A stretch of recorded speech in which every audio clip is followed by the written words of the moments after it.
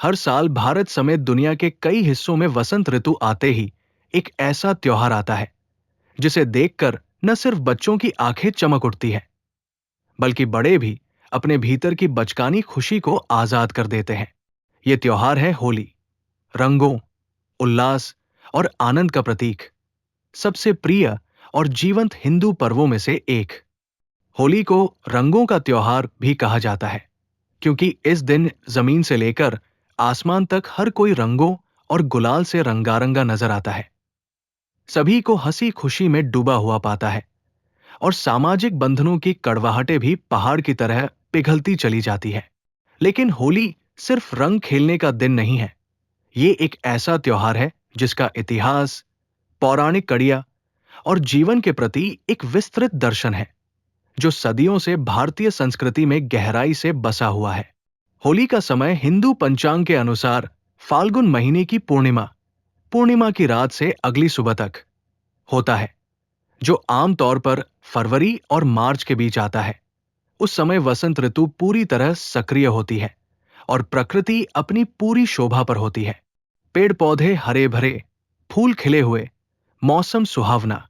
ऐसे में यह त्योहार बसता है दिमाग में यही सोच लेकर कि शीत ऋतु गया, वसंत आया और एक नई शुरुआत का उत्सव मनाना चाहिए।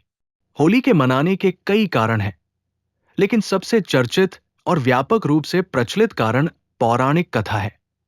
वो महान कहानी जिसमें अच्छाई की बुराई पर विजय का संदेश निहित है। प्राचीन कथा के अनुसार एक समय एक अत्यंत शक्तिशाली राक्षस राजा हुआ करता था, जिसका नाम था हिरण्यकशिपु। उसे ब्रह्मा से एक वरदान प्राप्त था कि कोई मानव, पशु या दिव्य शक्ति उसे मराए नहीं सकती, नहीं दिन में या रात में, नहीं घर के भीतर या बाहर, न भूमि पर या हवा में। अर्थात कोई भी सामान्य नियम उसे मार नहीं सकता। इससे वो अभिमानी और घमंडी बन गया। हिरण्यकशिपु की सबसे बड़ी समस्या ये थी कि उसके पुत्र प्रहलाद भगवान विष्णु के परम भक्त थे। प्रहलाद हर समय भगवान विष्णु का ही स्मरण और भजन करते थे, जिससे हिरण्यकशिपु अत्यधिक क्रोधित रहता था। उसने अनेक अवसरों पर अपने पुत्र को मारने की कोशिश की, परंतु हर बार प्रहलाद भगवान के संरक्षण से बच जाते।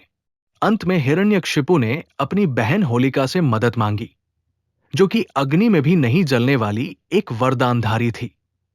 उसने प्रहलाद को अपनी गोद में बैठाया और खुद आग में बैठ गई, ये सोचकर कि अग्नि उसके शरीर को कुछ नहीं कर सकती। परंतु चमत्कार हुआ। होलिका की वो सुरक्षा उसने खो दी और प्रहलाद को बचाकर वीरमाता होलिका आग में जलकर भस्म हो गई। इसी विजय की स्मृति में लोग होली की पूर्व संध्या को आग जलाते हैं, जिसे हम होलिका दहन कहते हैं। यह संकेत है कि अच्छाई हमेशा बुराई पर विजयी रहती है और अंधेरे के बाद हमेशा प्रकाश आता है। होलिका दहन का अग्निदीप धार्मिक प्रतीक है। जैसे शुद्धि के लिए अग्नि आवश्यक है, वैसे ही हमारी आत्मा की अशुद्धताओं को जलाने के लिए भी अग्नि की आवश्यकता होती है। हम अपने भीतर के डर, द्वेष, ईर्ष्या और बुरे विचारों को भी मेटाफोरिकली आग में झोंकते हैं और उन्हें समाप्त करने की कोशिश करते हैं। इसी कारण से लोग होलिका दहन की राख को शुभ मानते हैं और उसे सकारात्मक ऊर्जा के रूप में ग्रहण करते हैं। होली का दूसरा अत्यंत प्रसिद्ध और प्रिय कारण है भगवान कृष्ण और राधा की लीलाएं। भगवान श्री कृष्ण, जिनका रूप तन पर नीलवर्ण और मन में माधुर्य से भरा हुआ था, बचपन में वृंदावन और बरसाना के क्षेत्रों में अपने सखा गोपी मित्रों के साथ खेलते कूदते रंगों का आनंद लेते थे। कथा कहती है कि एक बार कृष्ण अपनी सखी राधा के समीप गए और रंगों के बारे में जिज्ञासा जताई कि ऐसे क्यों नहीं खेला जाए कि सबका रंग एकसा हो जाए।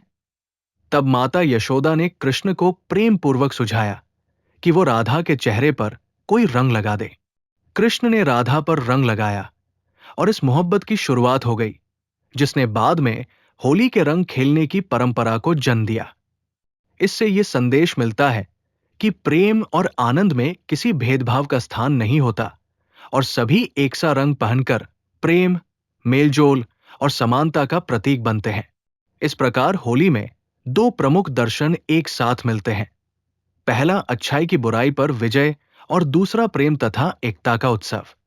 आज भी ब्रज क्षेत्र में होली को कई दिनों तक मनाया जाता है, विशेष रूप से लठमार होली जैसे उत्सव, जहां पुरुषों और महिलाओं के बीच प्लेफुल इंटरैक्शन उस लीलात्मक प्रेम को दर्शाता है जिसमें कोई द्वेष नहीं रहता, बल्कि हर तरह के सामाजिक भेद समाप्त हो जाते हैं।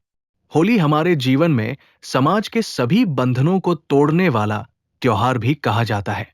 रंगों के खेल में कोई उम्र, जाति, सामाजिक स्थिति, दौलत गरीबी का भेदभाव नहीं रहता।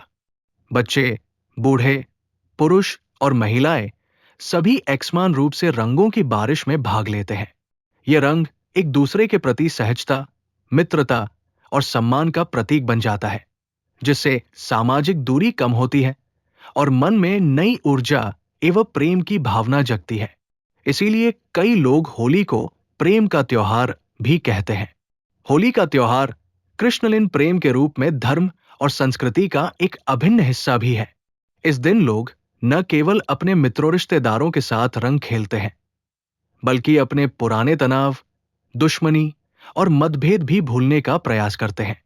ये समय होता है रिश्तों को रीसेट करने का, जहां पुरानी मनमुटाव और गलतफ हमिया क्षमा और प्यार भाईचारे में बदलनी चाहिए।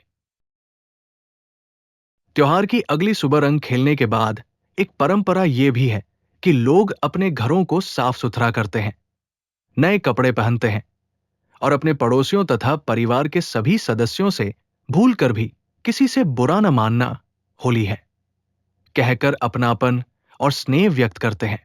होली का ये संदेश स्पष्ट करता है कि जीवन में आनंद केवल बाहरी रंगों से नहीं, बल्कि दिल की स्वच्छता और दयादान से आता है।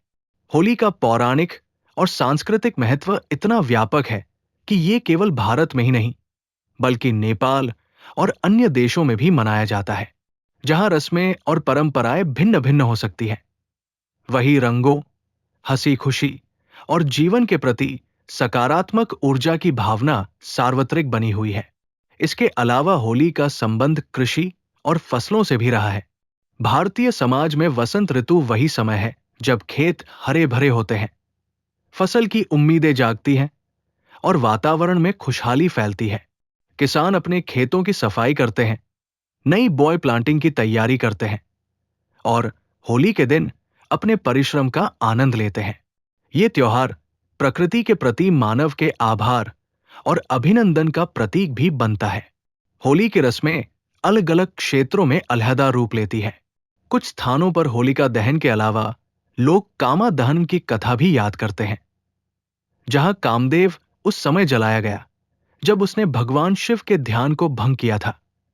ये कथा भी प्रेम और वासंतिक ऊर्जा की ओर संकेत करती है।